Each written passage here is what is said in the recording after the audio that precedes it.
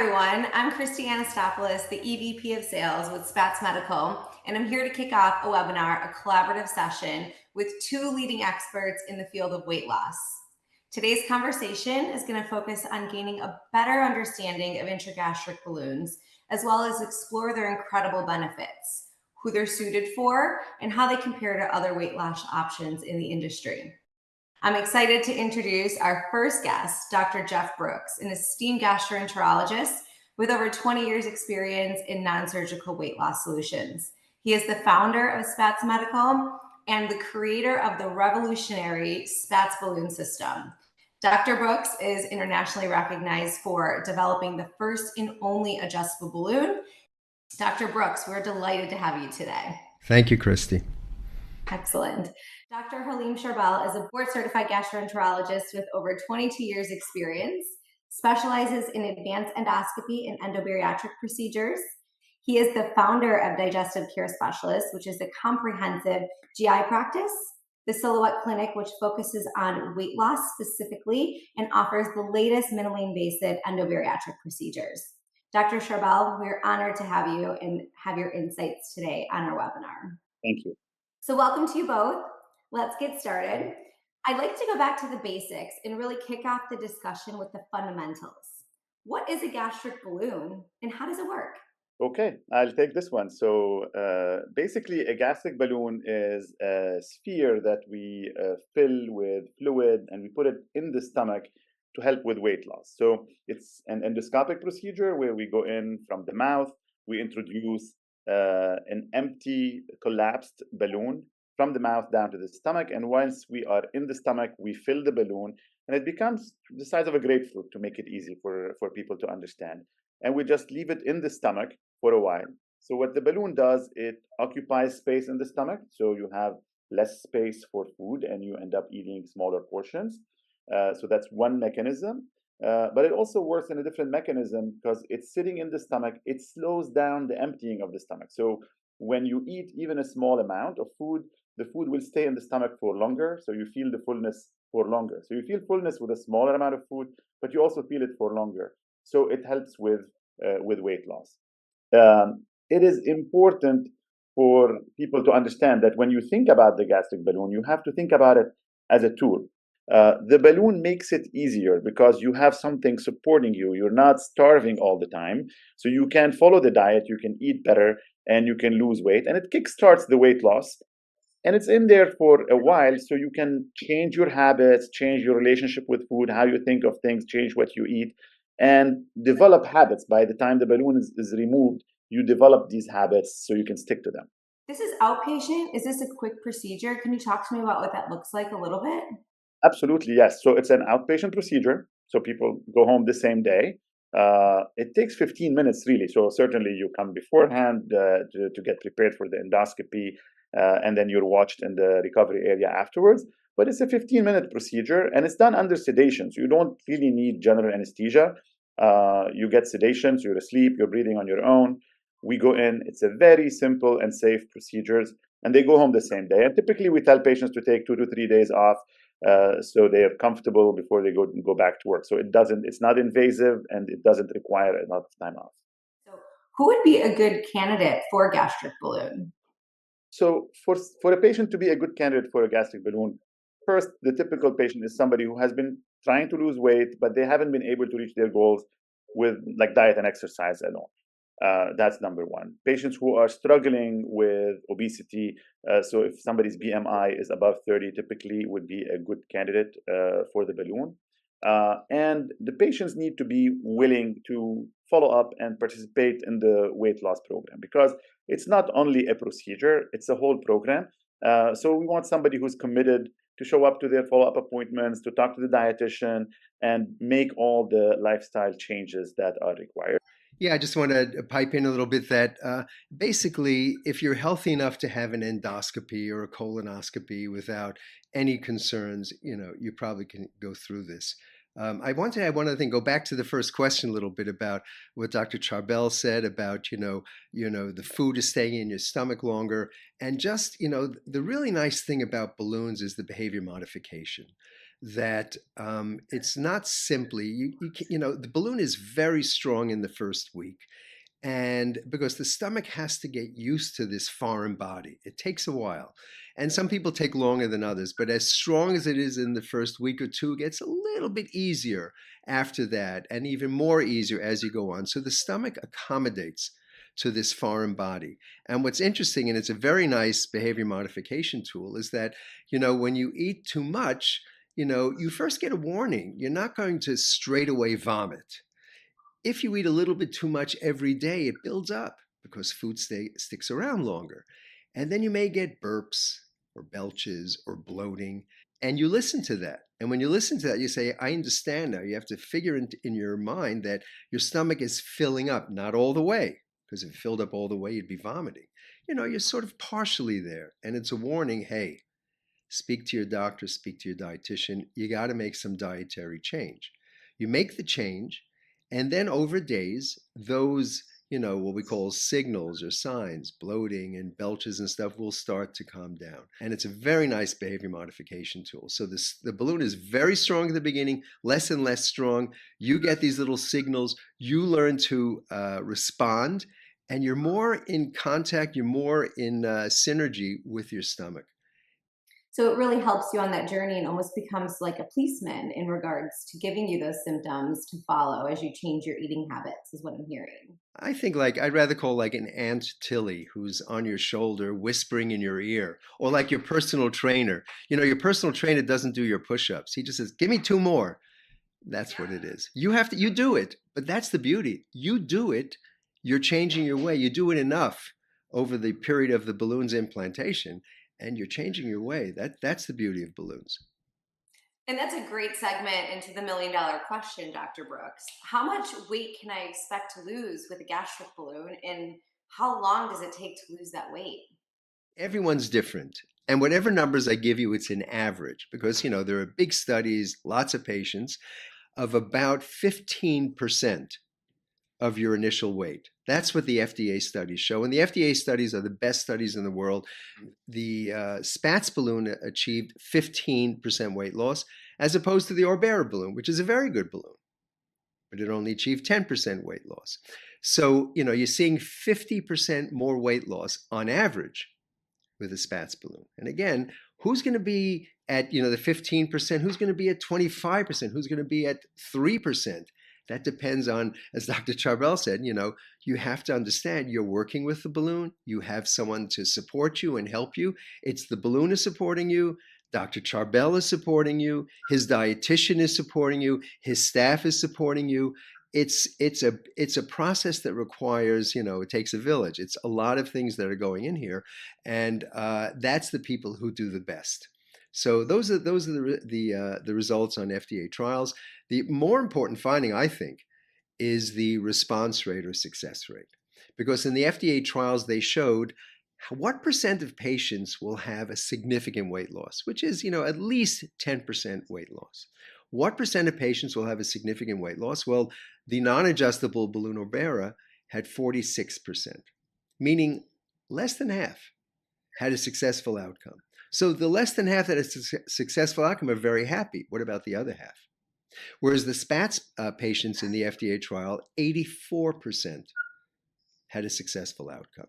So, nothing's 100%, obviously, but there's, a lot of better potential to have a successful outcome when you have a Spatz balloon. So you mentioned Obera and Spatz. Are there any other balloons in the US available? No. There are 5 that are approved, but there was one swallowable balloon that basically is gone. It didn't have great weight loss. There's something about the dynamics of the movement of the balloon in the stomach that's important. So that's probably why that didn't do so well. So adjustable and non-adjustable. How does the gastric balloon compare to other weight loss options, specifically injection, surgery, other things you see in the endobariatric landscape? Sure. So I always tell my patients that you need to think about weight loss as a spectrum, right? So you start with diet and exercise. You may try medications. Honestly, by the time patients get to me, they already have tried and have been trying that for a long time. And on the other hand, there are much more effective solutions, such as the bariatric surgery, gastric sleeve, gastric bypass. But the patients who come to us, either they don't qualify for that, or the vast majority simply don't want to go to something that aggressive. And for the longest period of time, a lot of patients were stuck in the middle and like, this is not working, or the results are really suboptimal, and we don't want to go, or we can't go to the other side. So it's a very good thing that now we have several options that are significantly more effective, which means that this is becoming the standard, and we cannot go back, or nobody would accept to use something that is less effective. I think the benchmark at this point has become no less than 15% weight loss, because we have several technologies and medications. So everybody's talking about the weight loss injections, the GLP-1 medications, and on average, you would get around 15% weight loss with these medications. Some people stick to them long term to get enough weight loss. Some people tolerate them better than others with higher doses, but on average, you would expect around that. We also have the ESG, the endoscopic sleeve gastroplasty, that also has been providing 15% weight loss on average. The Spatz balloon is along those same lines with around 15% weight loss. And eventually we want the patients to get the best results possible. So we try to gear them toward which technology is probably better for them. But the Spatz balloon is along the same lines with the GLP-1s and the ESG, with providing that 15% benchmark at this point. If I can just interject for a second, sorry, Christy, that, I think people need to know this is the first time we ever had a drug.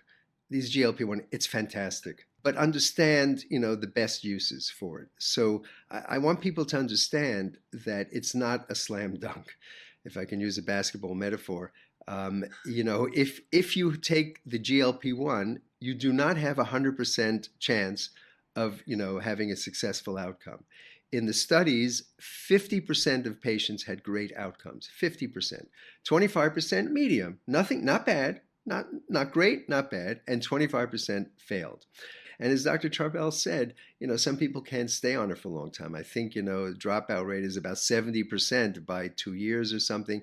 And then the problem is the following. After you stop it, it basically, really stops you from eating. It's terrific.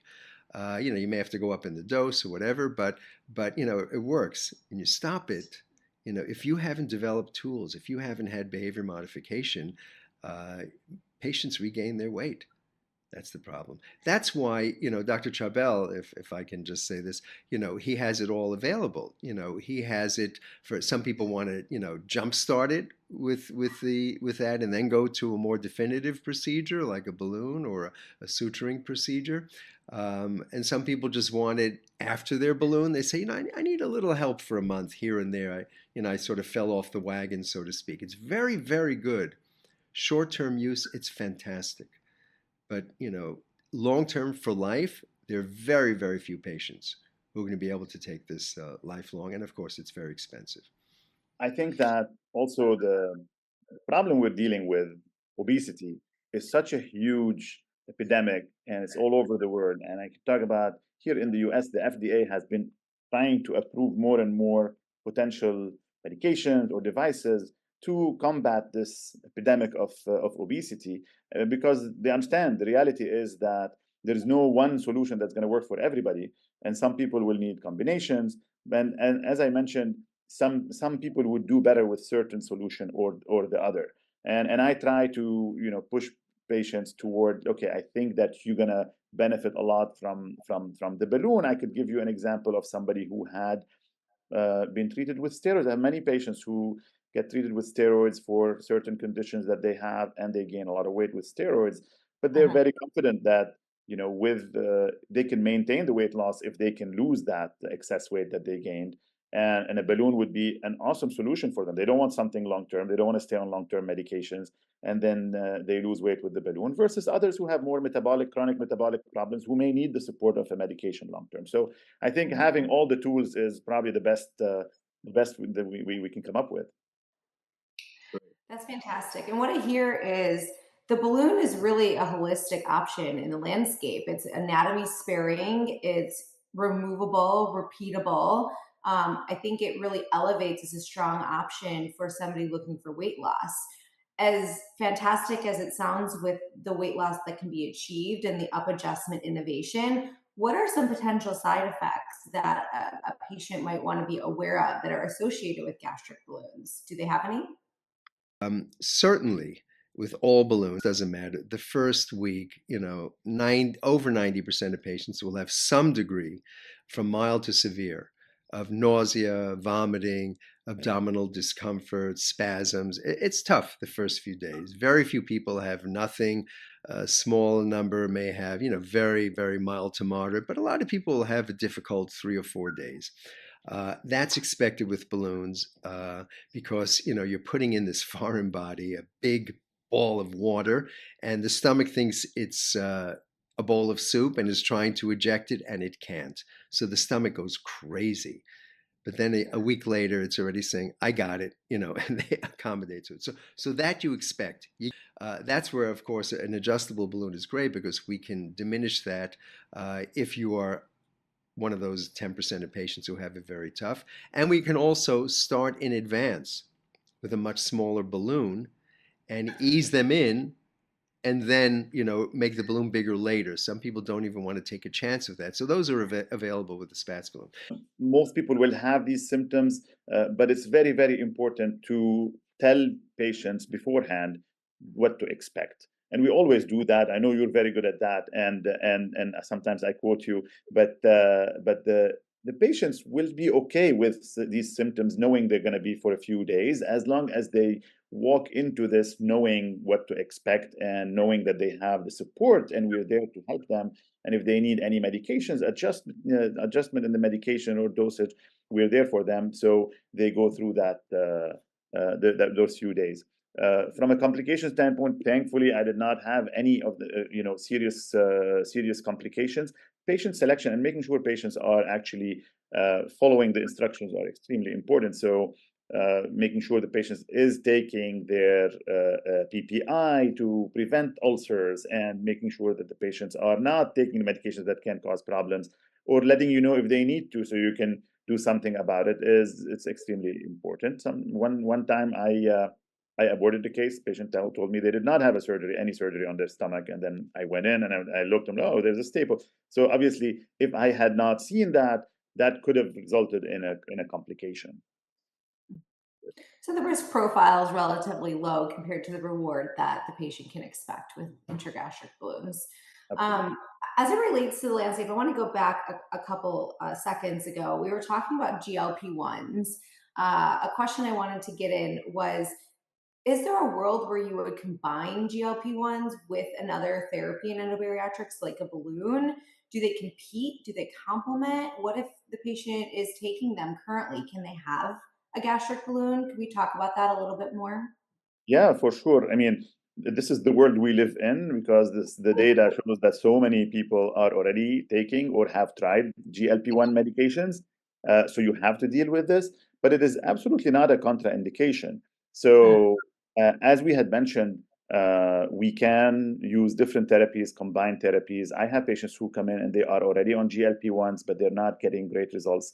And they want another push, and they want some more weight loss, and we can certainly do it for somebody who is on GLP-1s. We usually hold one dose before any endoscopy, but otherwise that's not a problem. We have patients who uh, plan to lose more weight than what we usually expect on average, and we talk about it, and we decide that we're going to start with a balloon and then reassess, like maybe 4 months later, plan to start a GLP-1 medication. So we can do both at the same time. That is not a problem. And mhm. then we can add GLP-1 after the balloon. So we can use it before, during, and after the balloon with no problem. And we can do this with other weight loss and procedures, and even bariatric surgeons do that even with bariatric surgery. Mhm. So they play well together. That's the Oh, yeah. takeaway message from that. Fantastic. So you have me hooked. I'm interested. It sounds like a no-brainer solution for weight loss to consider based on our dialogue today. But let's talk about the elephant in the room. What does this cost? Does my insurance cover this? Yeah. So let me take a stab at this.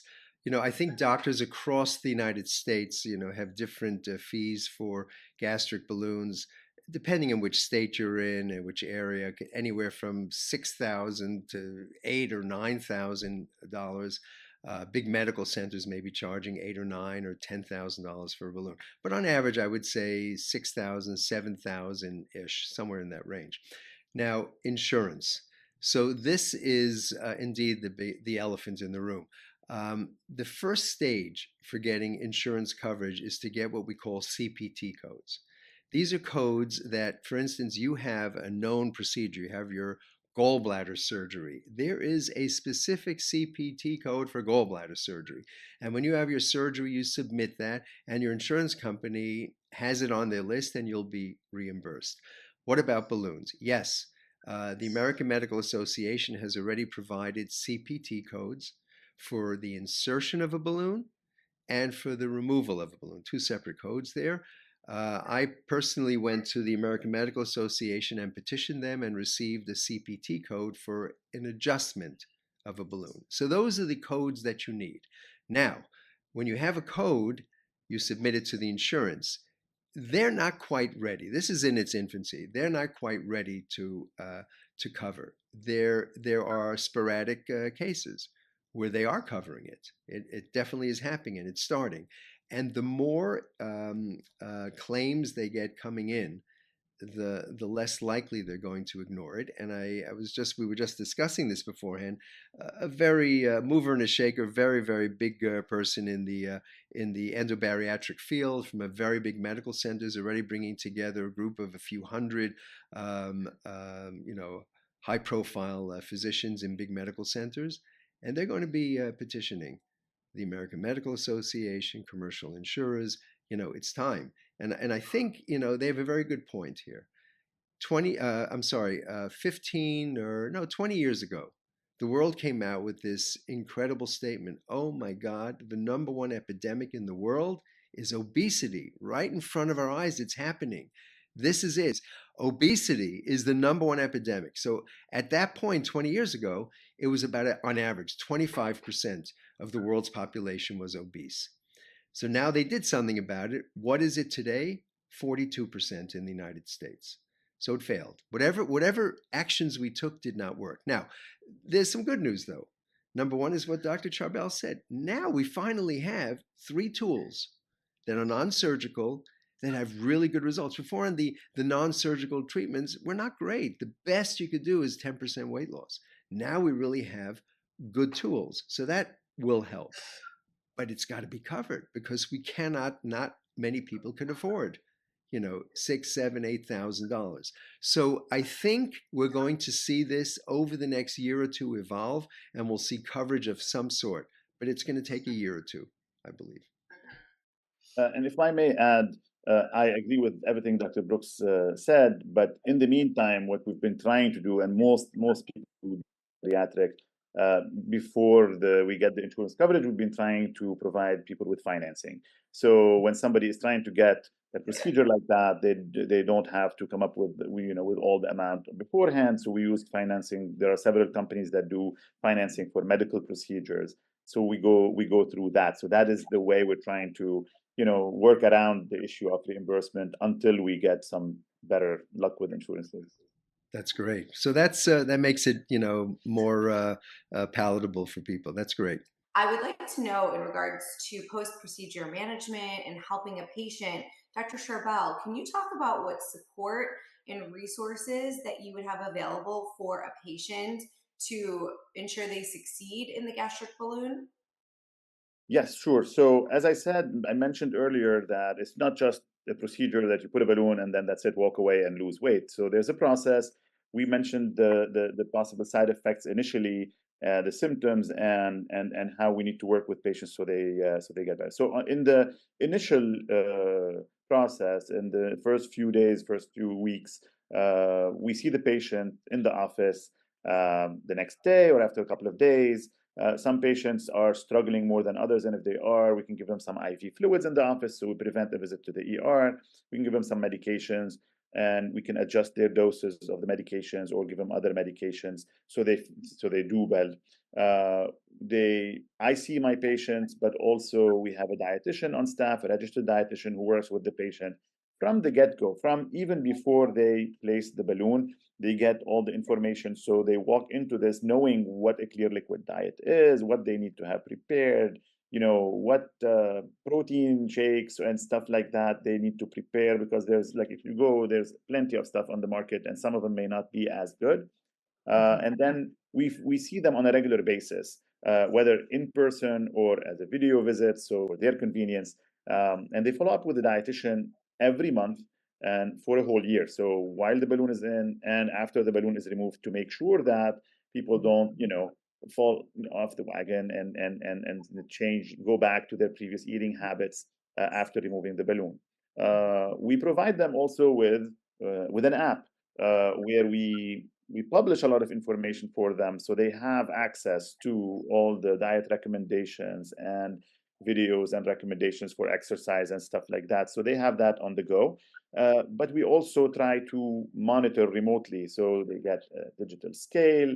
We sync it with the app so we can monitor their weight and their body composition. And if they have a Fitbit or like any fitness tracker, they can also sync it to try to monitor their physical activity, their steps, and all that helps patients, do better and stay connected. And as long as you are engaged, you get better results. There are data from bariatric surgery that support groups keep people engaged, and they end up with a better weight loss results. So that's basically what we do. It's a whole program that you need to be willing to get into.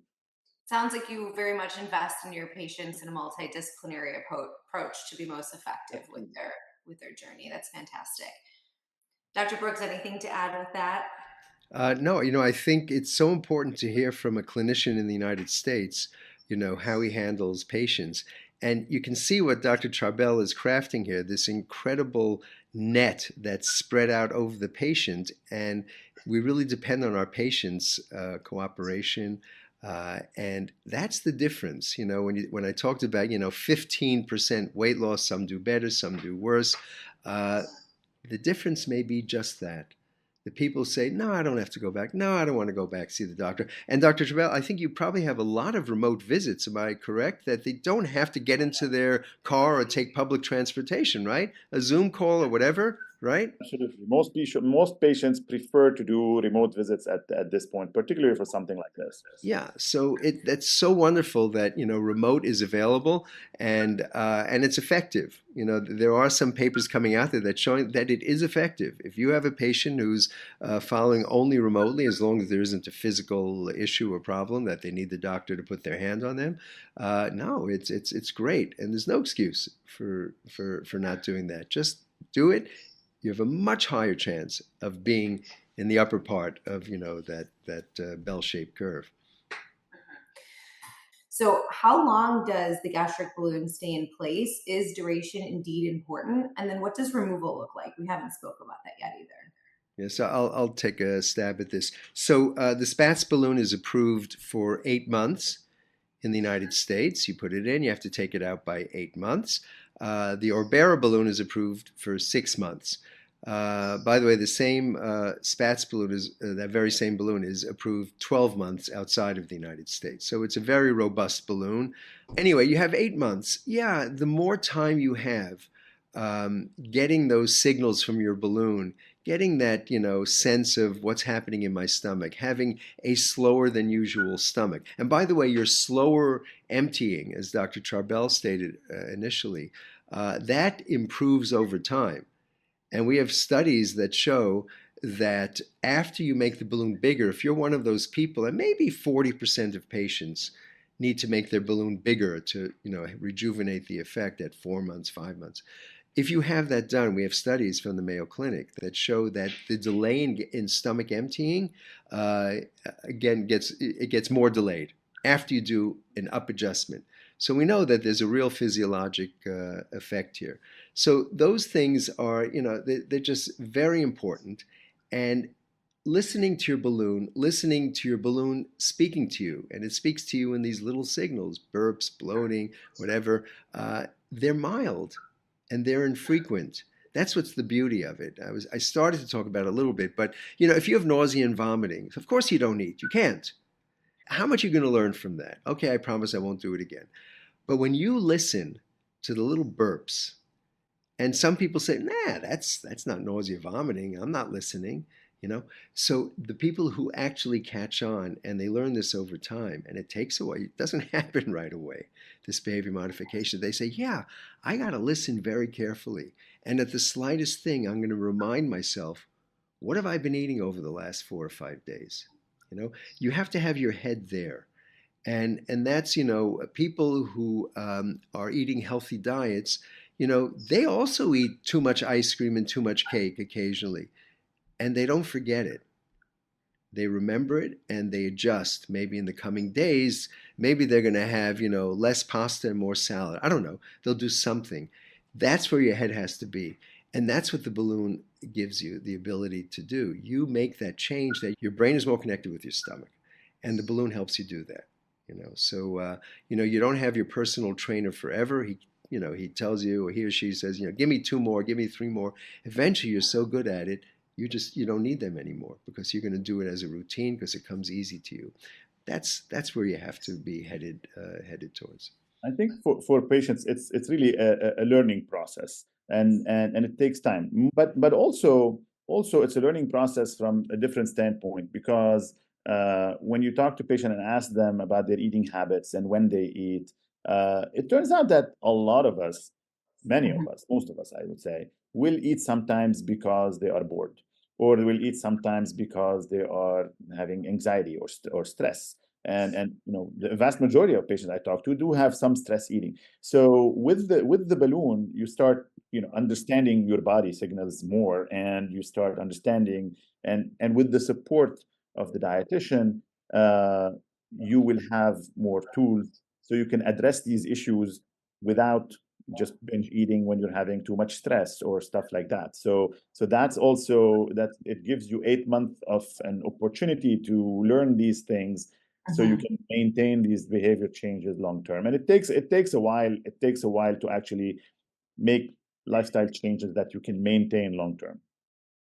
Yeah, I actually want to jump into that a little bit more. We talked about behavior changes as it relates to the modification and understanding the balloon signals, but I'm a patient and I want to get the most success of my journey. What lifestyle changes can I expect to achieve the best results I can with the intragastric balloon? What would lifestyle changes be? So generally speaking, we don't try to put patients on like one specific diet, because we have diverse patients. Everybody has different likes and different lifestyles, and so like there's no recipe that works for everybody. So we want patients to eat healthily. We want patients to be eating low carbs. Make sure that they get their protein goals, so they lose weight in a healthy way, and at the same time, as they lose fat, we want them to build muscle. So we want them to increase their physical activity, and we want them to exercise. And I try to differentiate these two things. So exercise is important, doesn't really help you lose much weight, really, but it's a very good thing to maintain the weight loss. So I tell my patients, you have the balloon for a limited amount of time, and you need to have a plan for afterwards. And that plan includes building more muscle. Even if you gained 1 or 2 pounds of muscle, that's great, because that is you'll guarantee that you're going to be more successful in maintaining the weight loss long term. But also the what we call non-exercise activity, energy expenditure or thermogenesis. So we want people to be moving more. Unfortunately, after the pandemic and when people started really working from home, it became very frequent that patients will tell me, started working from home and I just sit at the desk all day and I snack and I gain 50 pounds. So that's become a very typical story. So we want patients to be doing more. I tell my patients to get a standing desk, or to just put the printer, the farthest possible in the office, or even the trash can on the other side of the room, just to people so they keep moving. And these are all lifestyle changes that take time, other than the dietary changes. And all these together will achieve good results. Not one aspect of this will work on its own. Those are great tips. Really great tips. I'm going to put my trash can right now on the other side of the room. I think we've covered a lot of good ground here. Yeah. I want to give a huge thank you to both of you, Dr. Brooks, Dr. Charbel, for your insights and your engaging discussion today. I also wanted to thank everyone watching this video. We hope you found this session informative and inspiring as you explore not only Spatz3, but perhaps an endobariatric solution that can enhance your weight loss journey. If you have any questions, feel free to reach out to any of us. We'd be happy to continue this conversation to support you in any way possible. So thank you both for your time today. Thank you, Christy. Thank you, Dr. Charbel. Bye. Okay, where are the bloopers? Let's put them out there.